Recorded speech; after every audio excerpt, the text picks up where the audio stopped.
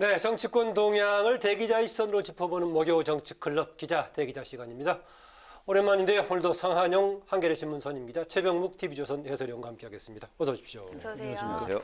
그러니까 3주째인가요? 지금 그렇죠? 국감 네, 3주 쉬었네요. 나왔는데 오늘 오후에 이제 공직선거법 위반 등의 혐의를 받는 민주당의 정정순 의원 체포 동의안이 국회에서 가결이 됐습니다. 국민의힘 의원들 민주당 의원에 대한 체포 동의안은 민주당이 알아서 결정해야 한다는 취지로 불참했는데 이게 정당 이미지에 도움이 되는 쪽이었는지 아니었는지 좀 모르겠습니다만은 어쨌든 간에 현역 국회의원에 대한 이제 국회 체포 동의안 가결 2015년 8월 그러니까 19대 말에 있고 지금 5년 만인데요. 이번 처리 배경 의미 성한영 기자 어떻게 보십니까?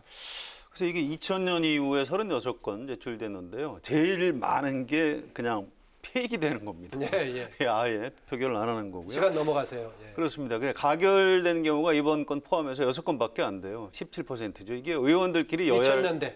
2000년 이후에 예. 그렇습니다.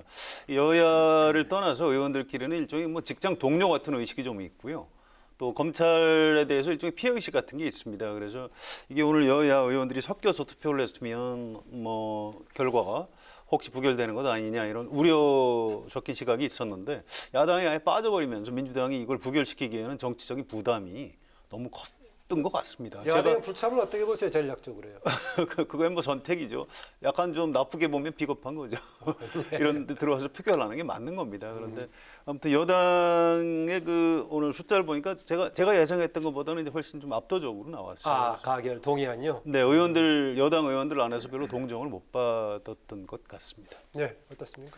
글쎄, 제가 보기에는 이제 정정순 의원의 그러니까 뭐 친노냐 아니냐 뭐 이런 것들이 이제 굉장히 중요한 의미를 갖는다고 생각을 해요. 그러니까 민주당으로서는 이 의원을 지켜야 되겠다 또는 지키지 않아도 된다.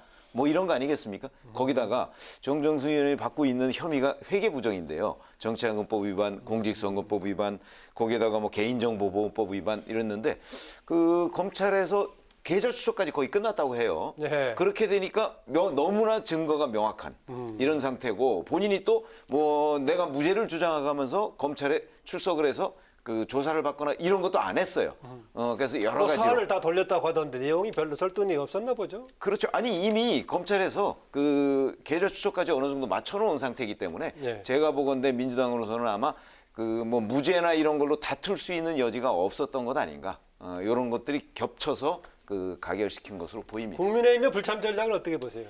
전 뭐 그것도 비슷한 생각인데 그 뭐든지 여하튼 자기들이 책임을 지고 국회에서 표결권을 행사하는 게 원칙이죠. 예. 그런 점에서 본다면 물론 뭐 그 걱정은 그 이해 못하는 바는 아니지만 예. 어찌됐든 간에 자기들이 책임 있는 한 표를 행사하는 것이 맞는 선택일 것으로 보입니다. 예. 네, 그럼 본격적으로 오늘 첫 번째 토크 주제로 들어가 보도록 하겠습니다. 먼저 최 의원님. 네, 국정감사가 끝나고 나서 이제는 사실은 최근에 라임 자산운용 또는 옵티머스 자산운용 문제를 둘러싼 특검이 쟁점이 되고요. 예. 그다음에 이제 여권으로서는 사실은 7월 15일 날 발족했어야 되는 공수처가 아직까지 늦어지고 있지 않습니까? 예. 그 이 문제를 둘러싼 여야 간에 아마 상당한 정도의 줄다리기가 지금 예상이 되고 있는데 또 내일 공수처장 추천위원회가 출범을 하잖아요. 예. 그러면서 이 문제를 한번 다뤄보자 이렇게 발제를 해왔습니다. 예, 말씀하신 대로 이제 공수처 추진과 또 야당이 주장하는 특검 도입 이게 서로 팽팽한 지금 이제 정말로 팽행선을 겪고 있는데 일단 그동안에 민주당 쪽에서 국민의힘을 향해서 공수처장 후보자 추천위원을 추천해달라고 요구했었는데 추천했단 말이죠. 그리고 이제 내일 이제 박병석 의장이 이제 이촉장을 수여할 예정인데 7명 구성이 되면은 공수처장 뽑고 하는 순차적으로 일정이 진행이 될까요? 그렇죠. 아니 일단은 7명이 구성이 됩니다. 되면은 이제 그 중에 뭐 법무장관, 법원행정처장, 변협회장은 원래 기존에 있던 멤버들이고, 당연히 그래. 그리고 이제 민주당과 국민의힘이 각각 2명씩 추천한 거 아니겠습니까? 이렇게 되면 이제 곧바로 처장을 누구로 할 것이냐 이걸 이제 협의를 해야 되지 않겠습니까? 네. 근데 지금 공수처법 현행법으로 보면 7명 중에 6명이 동의를 해야 된단 말이죠. 예. 그러니까 국민의힘이든 민주당이든 여하튼 비토권이 있습니다. 그래서 우리들 맘대로 하겠다. 이거는 불가능한 구조죠. 그러니까 이제 그 결국은 두 정당에서 어떤 식으로 합의점을 찾아가느냐 하는 거에 따라서 빨리 끝날 수도 있고 어찌 보면 최악의 경우 영영 안 끝날 수도 있고. 협의 과정은 시작될 수 있다고 보시죠? 협의 과정은 당연히 시작될 수가 있죠. 그러나 자기들 고집만 가지고서는 안 되도록 현행 공수처법이 돼 있다. 이건 분명한 사실입니다. 일단은 구성이 됐는데 어떻게 진행될 것인가 그 말입니다.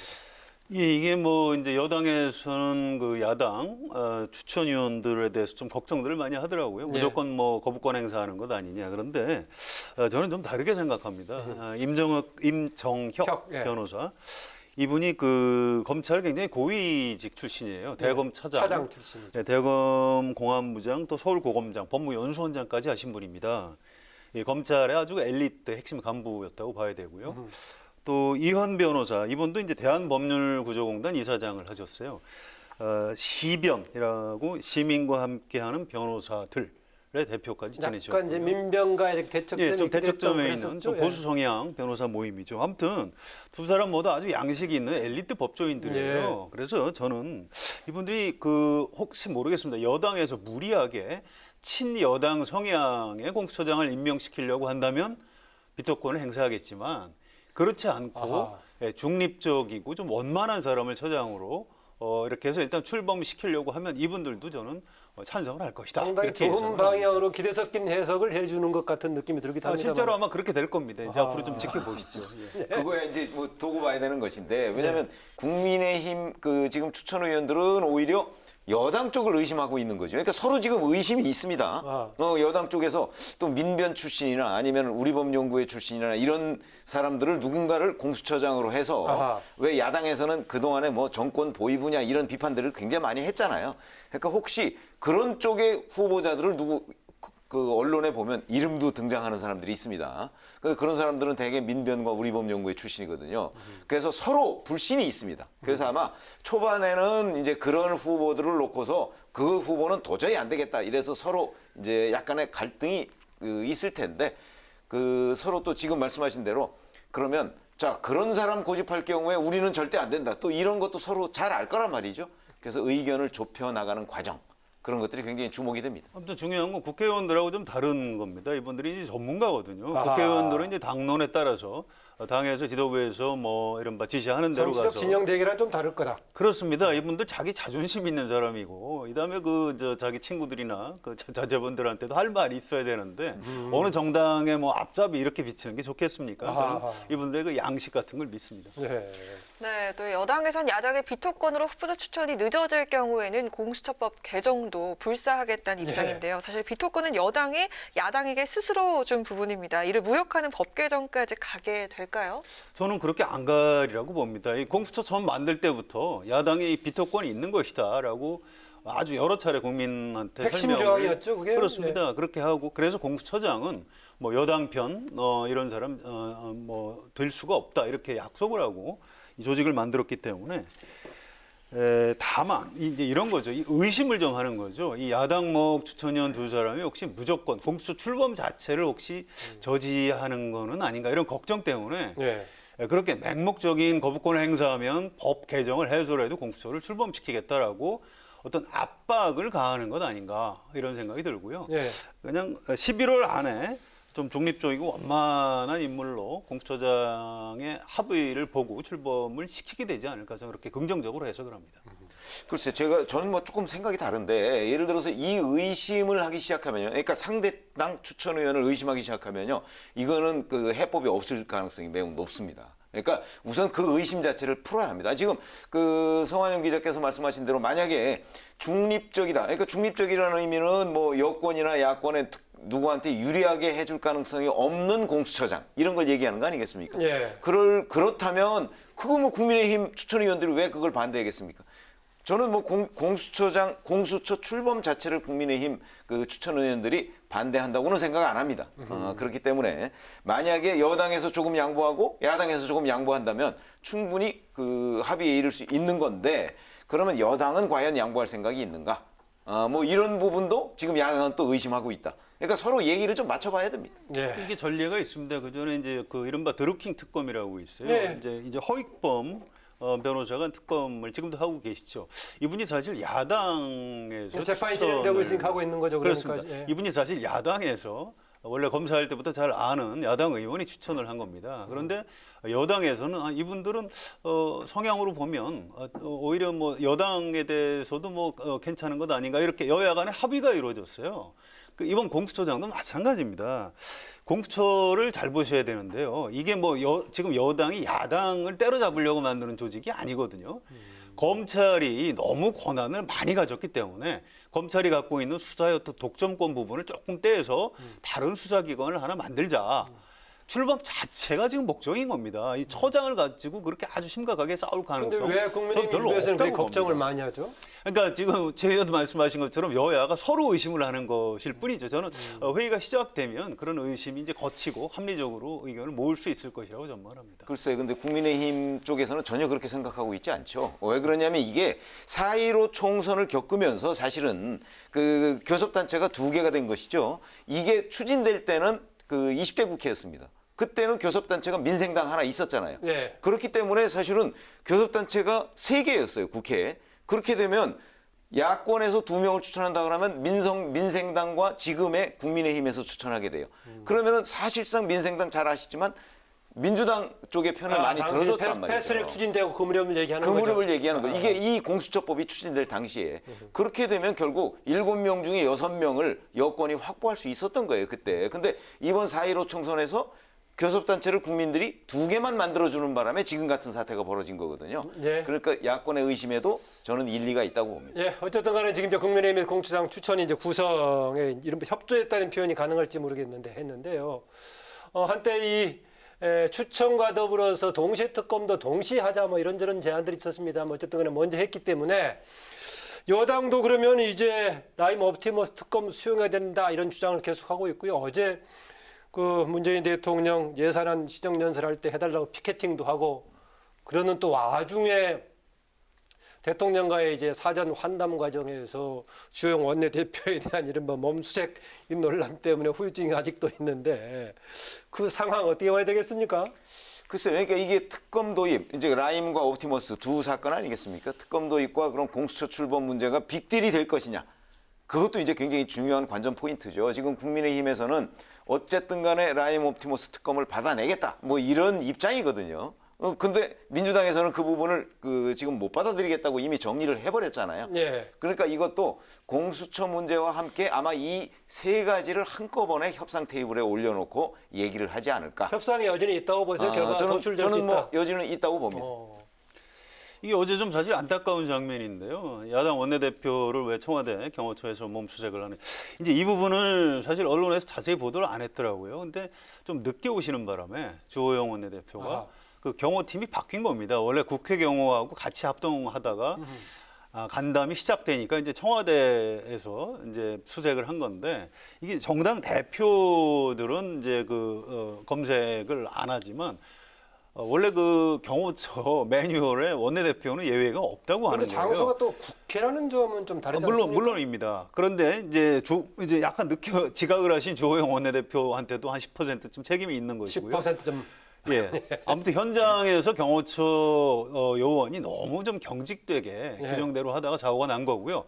다행히 이제 뒤늦게 경호처에서 아주 여러 차례 사과를 했고 조영 원내대표가 받아들였어요. 그래서 지금 다 풀렸는데 다 좋은데 저는 좀 아쉬운 게 대통령이 시정연설을 하러 국회에 와서 앞에 단상에 섰는데 뭐 피켓팅이야 우리 국회에서 그 전에 하던 거니까 모르겠는데 막 이제 그걸 가지고 소리를 지르고 특히 이제 보수를 표방하는 야당에서 꼭 그렇게까지 했어야 되나 좀 더 점잖게 했으면 좀 더 호소력 있지 않을까. 그러니까 특검을 주장할 수 있고요. 야당 대표가 간담회 안 들어갈 수 있습니다. 그건 정치적인 의사 표시인데 본회의장에서 그렇게 막 난장판이 벌어진 거는 조금 보기는 좀 안 좋았던 것 같습니다.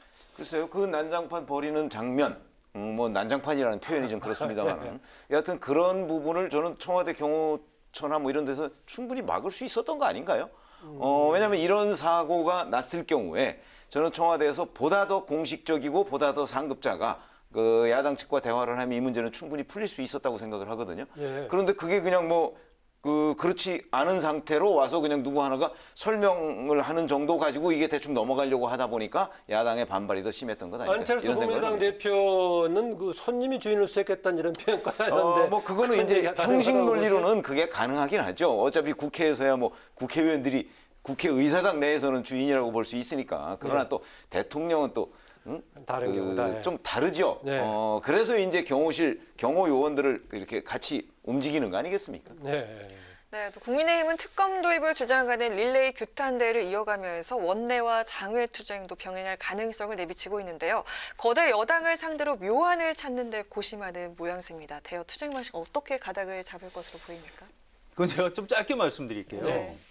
작년에 황교안 대표 체제에서 광화문 나가서 장애 집회 얼마나 했습니까? 자, 올해 총선에서 어떻게 됐어요? 완전히 망했지 않습니까? 그러니까 내년 서울시장, 부산시장 선거에서 국민의힘이 망하는 아주 지름길입니다. 장외투쟁 시작하면. 전 국민의힘 안에도 양식 있는 의원들이 많기 때문에 그런 길을 선택하지 않을 것으로 예상을 합니다. 네. 네. 장애 투쟁이 뭐 필요하면 야당으로서는 국회 내에서 워낙 의석이 밀리니까 전 선택할 수 있는 길이라고 생각을 합니다. 그리고 그것 때문에 뭐 총선에서 이런 결과를 낳았다고도 생각하지 않고요. 그러나 이제 현실적으로 보면 코로나19가 있기 때문에 장외 이렇게 수많은 인파가 모여서 뭔가 항의 시위하는 거는 선택이 좀 어렵다. 이런 점은 있습니다. 네, 하여튼 확실한 국정감사 기간 동안 여야가 이제 여러 쟁점 현안, 특히 이제 조금 전에 나왔던 이제 라임 옵티머스 문제라든가 추미애 장관, 윤석열 장관 이런 걸 가지고 치열하게 지금 이제 공방을 벌였었는데 지금 예산국회 또 입법국회가 되는 11월 전국도 강대강 이제 대치가 예정이 되고 있는데 앞으로 이제 어떻게 매듭지어질지 조금 전에 나왔던 특히 이제 공수처 특검이 어떻게 매듭지어질지 좀 상황을 좀 지켜봐야 할 것 같습니다. 이번에는 성원영 기자께서 발제하신 주제 살펴보겠습니다. 네, 어떤 지금 겁니까? 앵커께서 말씀하신 그 주제입니다. 네. 이 공수처 특검만 있는 게 아니거든요. 정기국회에서 가장 중요한 게 법안하고 아하, 예산입니다. 이 부분 어떻게 될지 좀 짚어봤으면 좋겠습니다. 네. 법안 얘기 나오니까 지금 이제 알려지지 않는 것들도 많이 있겠지만 일단 이제 뭐 공정경제 3법을 얘기하고 있고요. 뭐 다른 쪽에서는 기업 규제 3법이라는 이런 얘기도 하고 있습니다만은요. 또 여러 가지 또 얘기를 하고 있습니다. 문재인 대통령 시정연설에도 일부 포함됐지만은 뭐 K 뉴딜 이런 관련된 정책들도 있고 진보정당들에서 얘기하는 여러 가지 노동관계 문제들도 있는데요. 이번에 바로 11월부터 이 지금 특검 문제라든가 공수처 문제가 걸려 있는데 이런 입법들의 속도를 낼 수 있을까요? 일단 그 3법, 이 여당에서는 공정경제 3법, 여당에서 기업규제 3법, 그냥 우리는 경제 3법이라고 하죠. 중립적으로. 네. 어쨌든 이게 굉장히 중요한 법입니다. 이게 이제 경제 법안이죠, 기본적으로. 그래서 이제 민생 법안이라고 볼 수 있는 거예요. 또 김종인 위원장이 아주 여러 차례 강조를 했지만 경제 민주화를 해야 경제가 제대로 발전할 수 있다라는 소신을 가지고 있고요. 또 국민의힘 안에서도 그렇게 생각하는 의원들이 많습니다. 이게 왜 우리 야당이 뭐 대기업 편을 든다는 그런 오해를 받아야 되느냐? 어차피 정부에서 기업에 대해서 규칙을 만드는 역할을 가지고 있기 때문에 이거에 대해서 우리가 무조건 반대를 하면 안 되고 상임위원회에 들어가서 토론을 얼마든지 해볼 수 있는 것 아니냐 이런 얘기들을 하고 있습니다. 네. 그래서 저는 이게 대화를 통해서 타협과 절충이 어느 정도 가능하지 않을까. 지금 김종인 위원장 태도도 그렇고요. 국민의힘 의원들도 그렇고 또 정치라는 게 기본적으로 대화 타협으로 뭐 이렇게 해서 조금씩 개혁을 점진적으로 해 나가는 게 맞는 겁니다. 그래서 저는 이 부분도 좀 긍정적으로 이렇게 전망을 하는 편입니다. 네, 기업 단체들도 지금 이제 정당들의 의견을 전달하게 됐습니다만 어떻게 전망하십니까? 그러니까 이제 기업에서는 지금 이게 너무 규제 일변도다 이렇게 해서 반대 입장을 보이고 있는 건 아니겠습니까? 그래서 이제 그러나 국민의힘의 김종인 비대위원장이 이 부분과 관련해서 긍정적 입장을 비췄기 때문에 네. 그 국민의힘 일부 의원들도 또 뭐 동의하는 입장이고요. 다만 이제 김종인 비대위원장이 지금 얘기하는 부분은 노동 유연성 뭐 이런 거 노동관련법 뭐 이런 부분도 함께 처리하자고 그러는데 그건 또 민주당이 반대하고 있단 말이죠. 그렇게 따지면 아마 이 경제 3법이라는 거와 노동 관련법 뭐 이런 부분에 관해서 뭐 원안의 어떤 그 전면적인 변화 같은 건 없겠지만 약간의 절충점 같은 걸 찾을 소지는 있겠다. 그러니까 경제 3법이 지금 민주당이 얘기하고 있는 그것이 네. 100% 통과되는 것은 어려울 수도 있겠다. 이런 생각은 듭니다. 협상을 해봐야 되겠지만. 예, 더구나 이게 민주당뿐만이 아니라 이제 국민의힘의 이제 김종인 비대위원장이 상당히 적극적으로 내세우면서 그랬는데요. 김문혜 그다음에 김종인 위원장은 이것과 동시에 지금 노동관계 관련해 가지고 고용 유연성 강화 쪽에 그 얘기를 개정하자 이제 이런 얘기를 던졌단 그렇죠. 말이죠. 그 얘기를 하고 있고 이거는 사실 국민의힘이 그동안에 그 어떤 계약 관계나 이런 게 유연한 뭐 어떤 노동 관계 네. 뭐 이런 것들을 많이 주장을 해왔어요.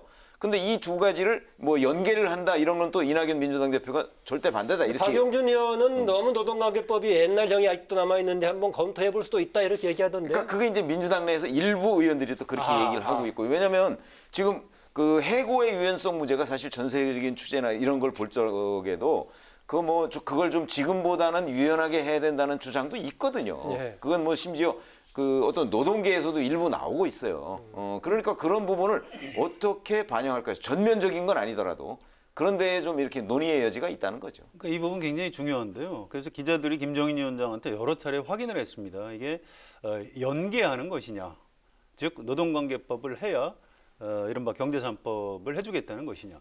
그게 아니고 막 이제 짜증을 내세요. 네.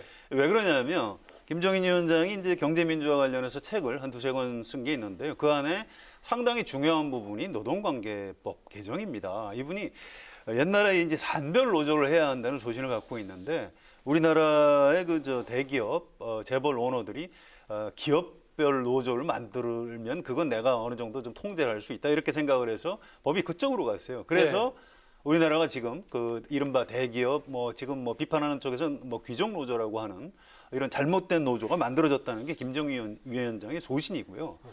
그래서 연계냐 아니냐 그러면 아니라고 하고요. 이번에 경제3법은 정부 입법안으로 나왔기 때문에 이건 이거대로 하고 그다음에 내 얘기는 그거와 별도로 노동관계법도 중요하니까 꼭 해야 된다. 이제 이런 얘기를 하고 있는 겁니다. 그래서 국민의힘에서 이걸 연계를 해서 이걸 해줘야 이걸 하겠다 이런 식으로 걸고 있는 거는 아니라는 걸 분명히 말씀드리겠습니다. 네, 네. 그 외에도 정의당에서 주력하고 있는 중대재해기업처벌법이나 차별금지법, 또 낙태죄 관련법, 그리고 최근에 택배 노동자 과로사 문제로 부각됐던 생활물류법 등 이 민생과 관련한 입법 과제들도 산적해 있습니다. 중요한 쟁점들입니다. 네, 그렇죠. 예. 이번 회기내 처리 가능성 어떻게 예상하시는지 묻겠습니다. 역시 정의당 힘만으로 처리할 수 있는 건 아니지 않습니까? 그러다 보니까 이제 저에 대한 민주당의 입장이 굉장히 중요한데. 택배 노동자 문제 심각한 문제죠 사실. 그렇죠. 아니 그러니까 문제 자체가 제가 가볍다는 것이 아니고 국회에서 통과 여부를 논하려면 사실은 이제 다수 의석을 가진 민주당이 그렇습니다. 어떤 입장을 갖느냐가 중요한데 민주당도 이 부분에 관해서 당론이나 이런 걸 정하지는 않았더군요. 그리고 각 상임위원회에서 논의를 해보자 이런 입장이에요. 그런 단계가요. 예. 그런 입장이라고 한다면 상임위원회에서 민주당, 국민의힘, 정의당 이런 데가 정의당이 그러니까 거대 1당과 2당을 설득해야 되는 그런 문제가 있는 것이죠. 그래서 같이 협의를 아마 곧 상임위 차원에서 논의가 시작될 것으로 보입니다. 네. 아무튼 이제 정의당에서 추진하는 그 중대재해기업처벌법 또 차별금지법도 있어요. 이런 법에 대해서 민주당에서 이제 유권자들 눈치를 보느라고 좀 제대로 못하는 측면이 있습니다. 좀 더 적극적으로 관심을 갖고 상당히 찬반이 민감하게 돼 있는 쪽 그렇습니다. 아닙니까? 그래서 차별금지법 같은 경우에는 이제 워낙 대형교회 목사님들이 반대를 많이 하시니까 네. 민주당이 잘 못하고 있는데 아니 그것 좀 비겁한 겁니다. 찬반 명확히 이제 의견을 밝힐 때도 됐어요. 그래서 그 부분은 민주당에서 좀 전향적으로 나왔으면 좋겠고요. 지금 코로나 사태로 경제 위기 상황입니다. 그래서 야당도 정부 제출 법안에 대해서 좀 더 적극적으로 어떤 입법 전략을 세웠으면 좋겠다 이런 생각이 들고요. 네. 또 낙태죄 관련 법도 이번에 어떻게든 결론을 내야 됩니다. 정부 입장, 여당 입장을 좀 다르대요 보니까요. 다르죠. 근데 법이라는 게 한꺼번에 완전한 법을 만들 수는 없는 거예요. 일단 매듭을 지어서 이 헌법재판소의 위헌 이 상태를 해소를 하고 또 부족하면 다음에 또 다시 개정을 하고 이렇게 하는 게 맞는 겁니다. 또 박덕흠 의원 사례로 이제 그 이해충돌방지법 이게 정부 법안으로 올라와 있어요. 이거는 의원들이 안 하려고 해요. 자기가 불리하니까. 그거 안 되는 겁니다. 그런 식으로 하면 이제 국회의원들이 욕먹을 수밖에 없어요. 이해충돌방지법 이번에 반드시 제정을 해야 된다고 생각합니다. 예. 그럼 당위적으로 그렇게 말씀하실 수 있는데 사실 잘 아시지만 국회가 어느 한쪽이 욕먹는 거는 되게 이제 피하는 경향이 있지만 양쪽이 다 욕먹는 거는 그냥 약간 심각하게 얘기하면 과감하게 하는 경향이 있더라고요. 그래서 아마 이해충돌방지법 같은 경우는 전 이번 국회에도 통과가 안 될 것으로 그렇게 예상이 하고 있습니다. 서원영 기자가 제기한 예산안 국회 관련 마지막 이 질문 한번 살펴보죠. 정부가 제출한 게 555조 8천억 원이 규모죠. 물론 매년 이렇게 우리가 예산은 신기록이 될 수밖에 없지만은요. 이번에는 정부가 그 코로나 상황해 가지고 정부의 이제 확장적 재정 정책을 감안해서 많이 나왔는데 야당에서는 빚더미 수포 팽창 예산이라면서 15조 원 이상 삭감하겠다라고 했었는데 어떻습니까? 순조롭게 이번에 예산안 일정 안에 잘 진행될 것 같습니까? 뭐 만만치 않겠죠. 뭐 야당은 또 그런 자세를 갖고 예산 심사에 임하는 게 맞습니다. 그런데 우리가 이제 코로나 사태로 인한 그 경제 붕괴의 위기, 그러니까 불이 나서 지금 집이 막 활활 타고 무너지려고 하는데 물을 퍼붓고 일단 불을 끄는 게 급합니다. 그런데 가만히 있어요. 스톱 물가 너무 많이 나오면 어떡하지? 야당에서 반대하는 게 혹시 그런 식으로 읽힐 가능성이 있어요. 아하. 사실은 평소에 국가 부채 관리 잘하고 재정을 튼튼하게 한 이유가 이런 상황에서 좀 확대 재정 정책을 펴라고 그렇게 해온 겁니다. 그래서 이게 야당 그런 부분에 대해서 좀 약간 발상의 전환을 좀 할 필요가 있다고 봅니다. 경제 상황이 좋을 때는 가끔 이제 수입이 남기도 했습니다만은 경제 상황이 어려우면 부채 부분이 더 커질 가능성도 있긴 한데요. 그렇죠. 아니 그게 이제 불가피한 측면이 있는데 야당에서 지금 의심하고 있는 부분은 내년에 대선이 있잖아요. 그러니까 그 대선을 앞두고 혹시 그 일부 뭐 일자리 늘린다고 한다면서 일부 뭐 이제 이 그 현금이나 아니면 뭐 이런 문제를 그 예산을 집중적으로 투입하는 분야가 있지 않을까 뭐 이런 부분을 이제 지금 눈여겨보고 있는 거예요. 예. 그렇기 때문에 그 아마 뭐 15조 뭐 저런 식으로 되지는 않겠지만 어느 정도 그런 불필요한 예산이라고 판단되는 부분에 관해서 삭감 노력을 할 것으로 보입니다. 네, 마지막으로 오늘 두 분의 한줄 논평 듣고 마무리할까 합니다. 먼저 오늘 성 기자님. 이제 지금부터 이른바 입법 전쟁이 벌어지는데요. 정당 입장에서는 어떻게 하는 게 우리 당이 유리하고 내년 선거에 유리할까 이렇게 계산할 겁니다. 그런데 우리나라 유권자도 굉장히 수가 높아졌습니다. 네. 내년 4월 보궐선거할 때 어느 당이 진짜 애국심을 갖고 우리 국민과 나라를 위해서 일을 했는지를 갖고 판단할 것으로 저는 생각합니다. 그래서 네. 국민과 나라를 위하는 정당이 선거도 이길 것이다. 이렇게 논평합니다. 네, 국민과 나라를 위하는 정당이 선거도 이길 것이다. 그게 꼭 정략적인 성공의 길이다 이런 얘기 같습니다. 네, 최병묵 의원.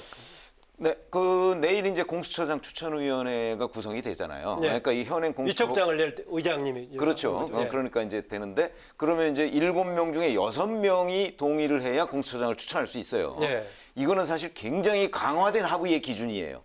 근데 그 문제를 가지고 지금 여야가 갈등이 있는데 그 모처럼 이렇게 그 처장 추천에 구성이 됐으니까 네. 여기에서 좀 중립적인 공수처장을 추천하는 모습을 보고 싶다. 그런 차원에서 합의의 국회를 보고 싶다. 이걸 한 줄 평으로 네, 했습니다. 합의의 국회를 보고 싶다. 아까 공수당 관련해서는 두 분 다 상당히 생각보다는 뭔가 좀 합의를 이끌어낼 가능성 있는 쪽으로 전망해 주셨는데요. 오늘 목요 정치클럽 두 분 수고하셨습니다. 고맙습니다. 네, 목요 정치클럽 기자 대기자 지금까지 성한용 한겨레신문 선임 기자 최병묵 TV조선 해설위원과 함께했습니다.